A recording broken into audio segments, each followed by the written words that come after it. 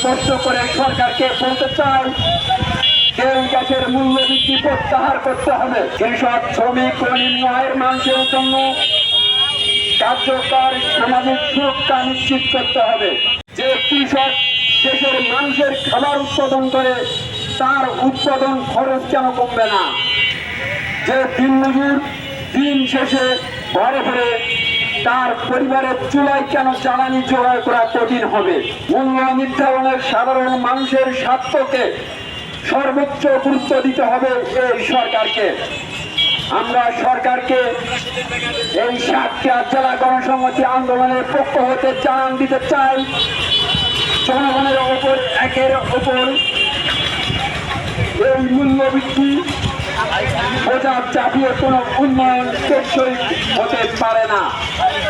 আমরা স্পষ্ট করে সরকারকে বলতে চাই, তেল গ্যাসের মূল্যবৃদ্ধি প্রত্যাহার করতে হবে।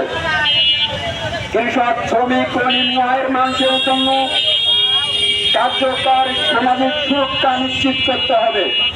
আজকের এই প্রতিবাদ শুধু একটি দিনের কর্মসূচি নয়, এটি মানুষের অধিকার, ন্যায্য মজুরি এবং সম্মানজনক জীবনযাপনের দাবির আন্দোলন। গণসংহতি আন্দোলন গণমানুষের রাজনীতি করে জনগণের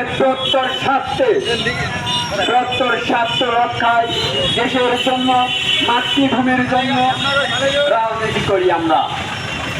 আসুন কৃষক, শ্রমিক, দিনমজুর সহ সকল গণমানুষকে ঐক্যবদ্ধ করি, জনগণের কণ্ঠকে শক্তিশালী করি, অন্যায়ের বিরুদ্ধে রুখে দাঁড়ায়।